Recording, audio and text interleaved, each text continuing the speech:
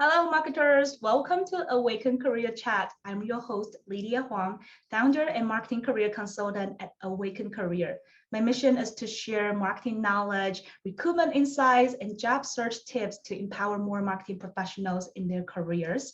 Today, I invited Catherine Lin, Senior Product Marketing Manager at LinkedIn, to share her marketing career journey with all of us.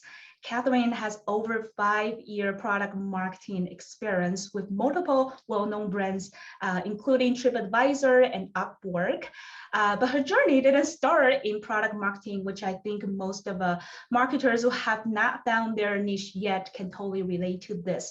And that's why I want to have Catherine to share her journey with all the marketers who are currently at the crossroad of their careers to get some clarity. So with that, I would like to have Catherine to introduce herself. Hi, Lydia. Thanks for having me here. I'm excited. So as you said, I'm Catherine. I work at LinkedIn. I'm a senior product marketing manager there. I've been there for about 2 years now, and I work specifically on our jobs product, focused on our SMB hiring managers. And so right now, my focus and the projects that I work on are more around pricing and monetization. So it's a little bit of inbound product marketing work, but I have done the full scope of product marketing, which I'm sure we'll talk through in a little bit. But right now my focus is more working with my product manager partners and building out a new feature and new products. I'm not sure if you're able to share, but are you able to kind of share what kind of product that you manage and maybe just really general? Yeah, at a high level. So the product that I work on specifically is our jobs product. And we have a jobs product available to our SMB hiring managers through LinkedIn. So if you would go to your profile and try to post a job if you were hiring, that's the product that I'm working on. And then specifically on that, I focus on the pricing part of it. Oh, gotcha. Okay, interesting. And then Catherine, I have a question. So marketing is so broad, right? So help us understand what make you, change into product marketing field. Any personal story or passion that you would like to share with the audience here? Sure. So I can give you a little bit of background on how I started in marketing. In college, I studied communications and media, and I had always intended to go into the marketing or advertising field. I had one of my classes in college, Biz Stone. He was the co-founder of Twitter. He came in and gave a presentation to us, and it really sparked my interest in social media, specifically Twitter back then, but social media in general. And so one of my first roles out of college was social media. I quickly realized that's not something that I wanted to spend my time on. It just wasn't something I was passionate about in the end. But I moved to a new role that was kind of an all types of marketing role at a small startup. So I was at that company for several years, more than 5 years, and it was acquired by TripAdvisor. So my role evolved over time to many different types of marketing functions. I had started more in like the content space. And at one point, I was promoted into a new role, but the new role title was product marketing. I'd never heard of product marketing. I didn't know what that was until I started researching it, but realized I was doing a lot of the functions that a product marketer would do. So the title made a lot of sense. And as I learned more about it and dug more into it, I really started to enjoy it. And that's where I decided I wanted to create my career in. And so when I moved on to my next job after that, that role was at Upwork. I decided, I'm going to be a full-on product marketer. That's what I want to do. I really enjoy that work, and that's why I've continued in it.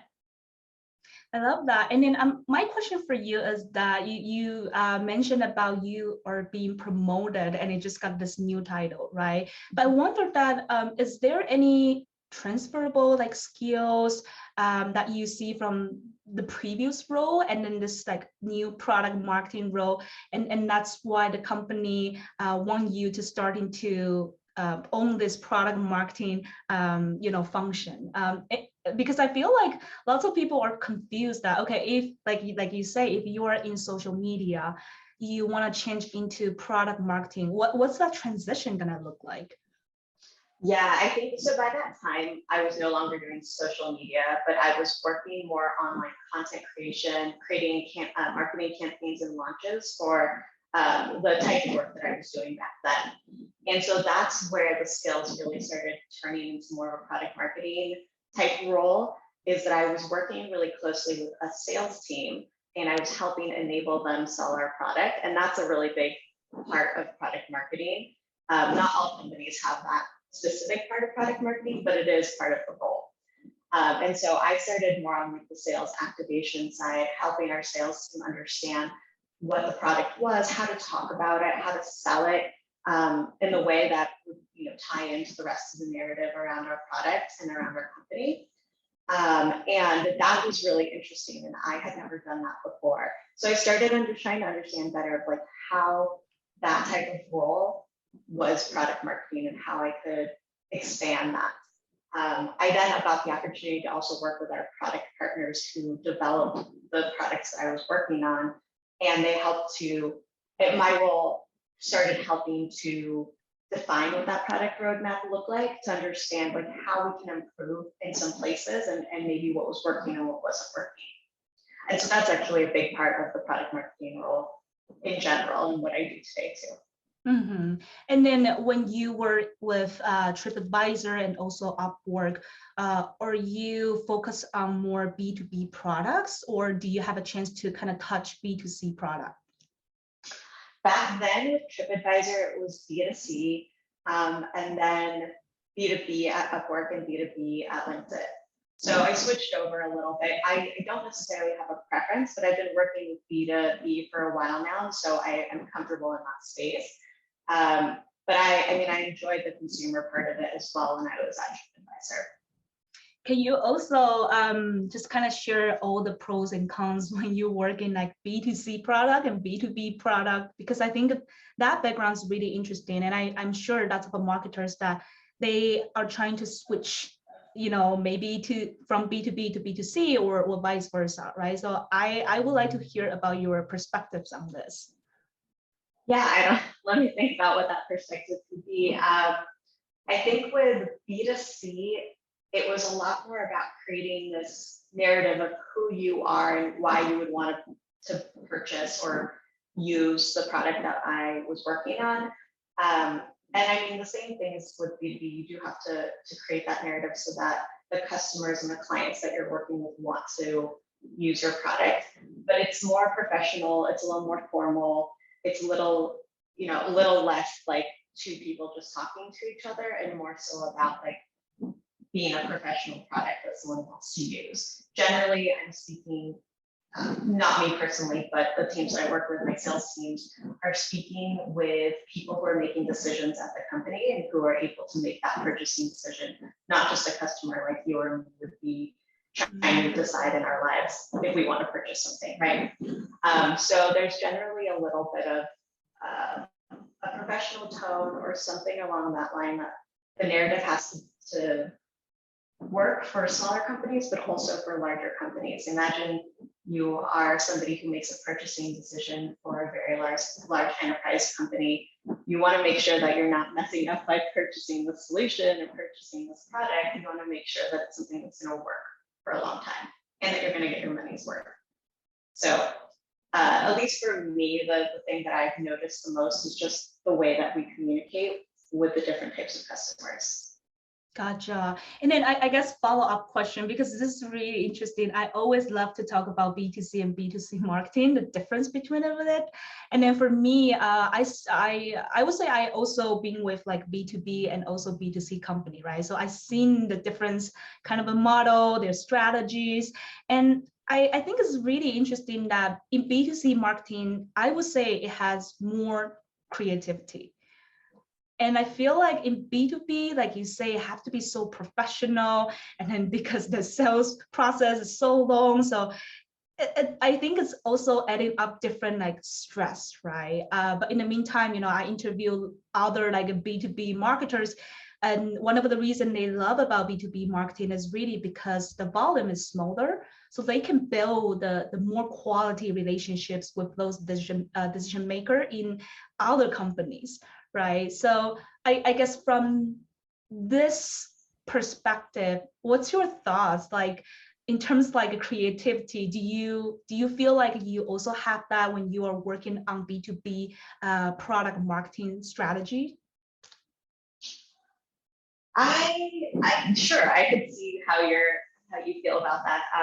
I think it's been such a long time that I've worked on the B2C side, and specifically back then I was selling tours and experiences, which is a very different product and feature to sell than a job product. And so definitely could see a lot of creativity back then, but that's also the nature of the business that I worked in. But I do agree that with a B2B, when you're working with B2B and with like business clients, you are working with a smaller group of people. You do have more of like a touch point with that one person. You can build that relationship over time, and they can start to trust you a little bit more about what you're trying to do, and then you can get that feedback too that's honest and helpful to build on and improve their experience. Gotcha. Yeah. And I think that also leads me to another question. So what would you say your favorite part in your current role? There's a lot. I really love PMM, which is why I've decided to continue doing it. But I would say that PMM is a very collaborative role. So I enjoy having the opportunity to work with people from all across the company in all different kinds of fields. When you're working in product marketing, that's just the way that you spread the word about what you're working on. You have to get a lot of buy-in from people across different teams. And so you build these relationships with the different teams and the people that are working on those teams across the company.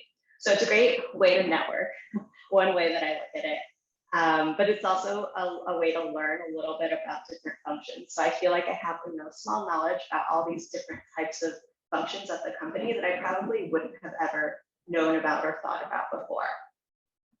So that's one thing that I really like. I also really enjoy doing research and problem solving. And so a big part of my role today, and in PMM in general, is to collect customer feedback and insights, and also do market research to understand where your product is in that market and how your customers are responding to it. And I love to problem solve. So I love getting those insights and then figuring out what do we do with that? How do we improve? How do we make this a better customer experience? And then working with my product partners to figure that roadmap out.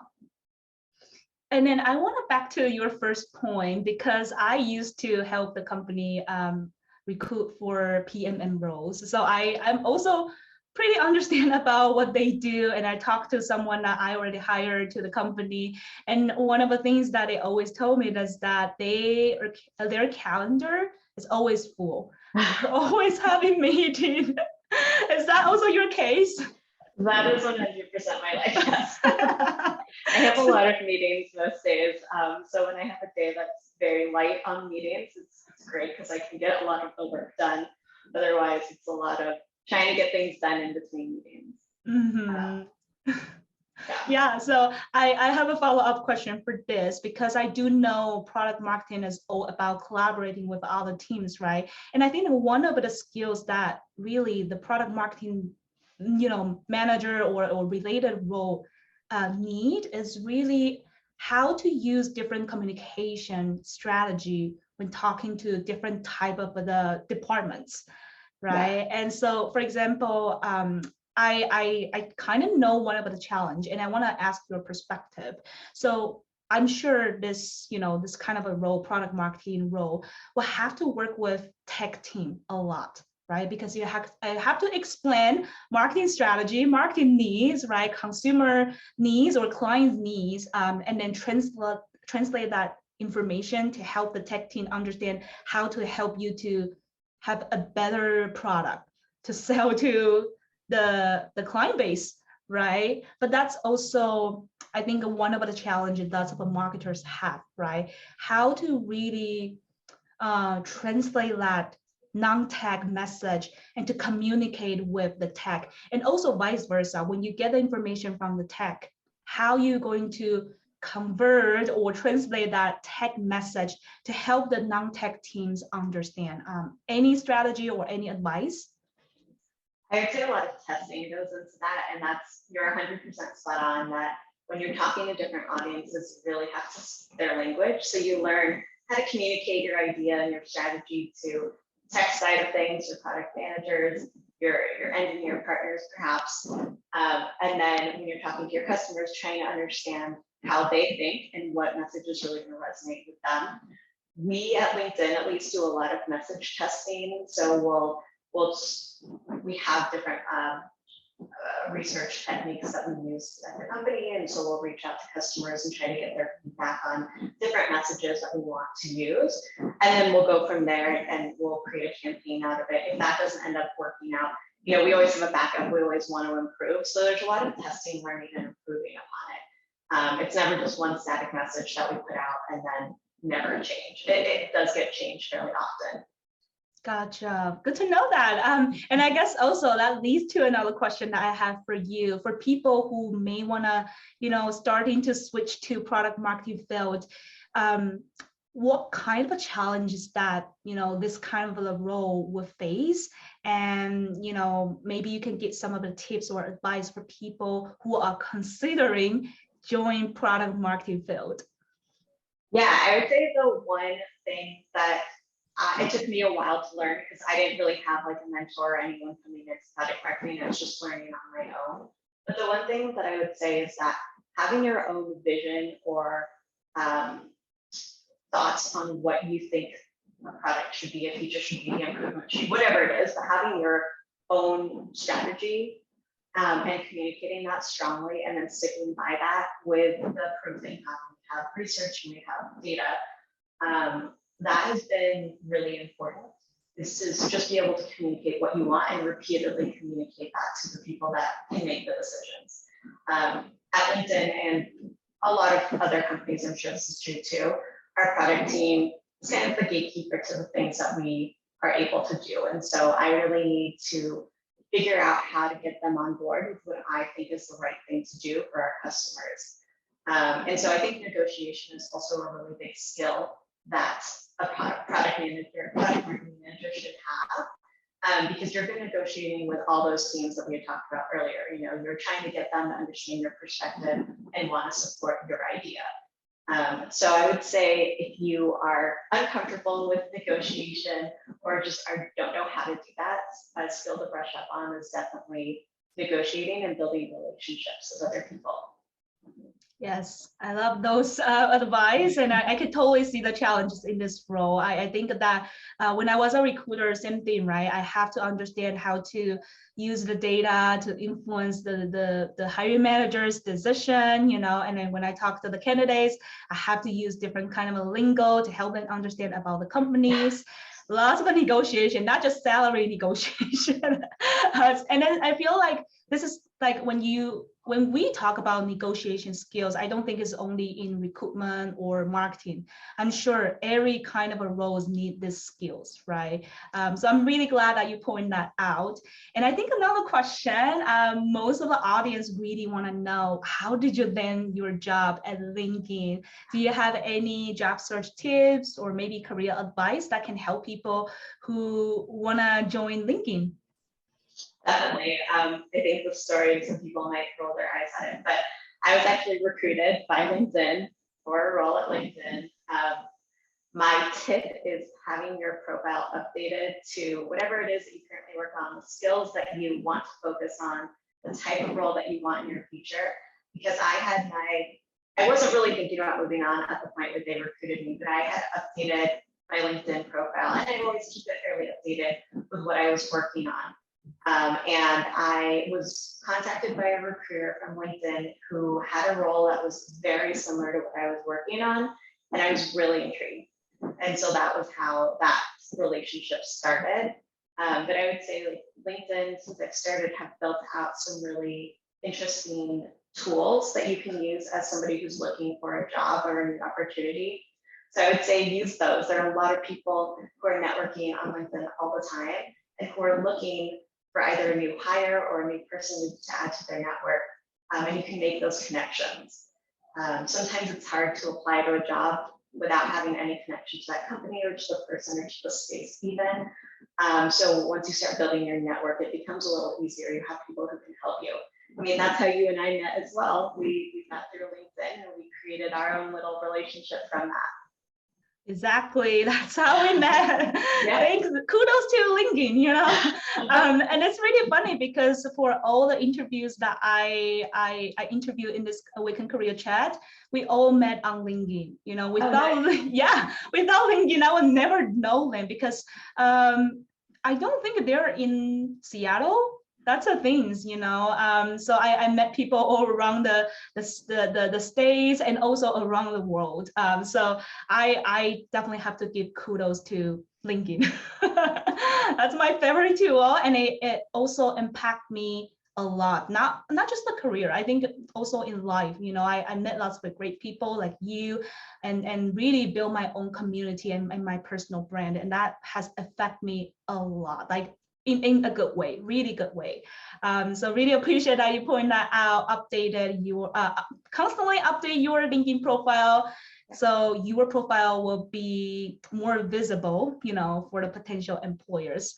And then that's the things I'm trying to help more job seekers understand, because I feel like nowadays still people spend lots of time to update their resume. And then they didn't really thought about LinkedIn profile, you know, and in 2021, if you're not using LinkedIn, you are truly missing out lots of great opportunities, right? I would agree, yes. Yep. So I love that you point that out. Okay, so my final question for you, Catherine, do you have any resource that you can share with marketing professionals to help them keep updated with marketing trends, or maybe just keep learning about, you know, what's new in marketing?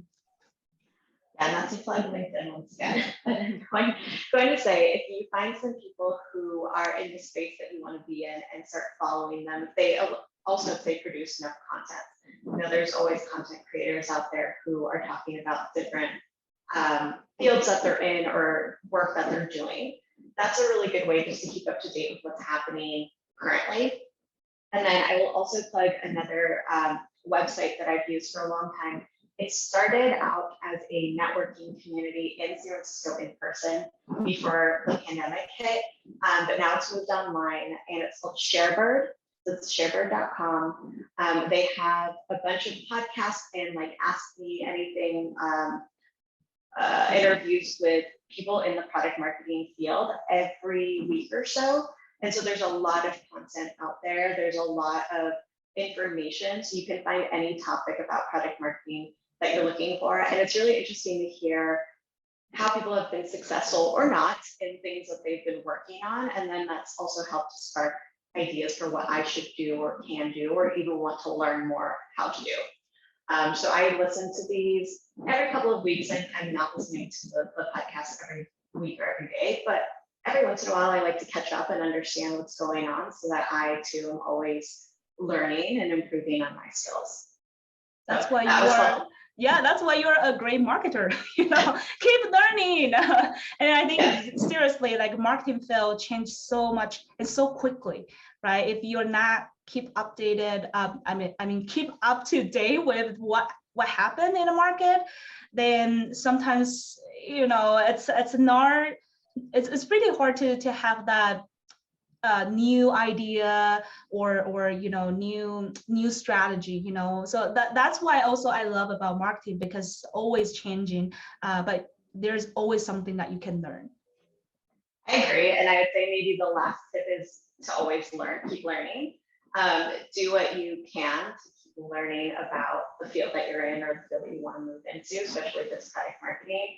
And marketing in general, I mean, things change so frequently. People are doing some crazy things in marketing these days. So it's really interesting to see what's coming out of that space. So definitely always keep learning, do what you can do to learn new skills, or just keep up to date with what other people are doing.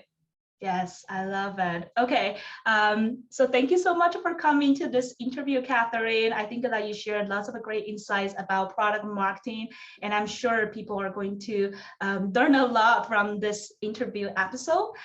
So if the audience here, if you love about this interview series, please don't forget to follow me and also Catherine on LinkedIn, and I will see you next time.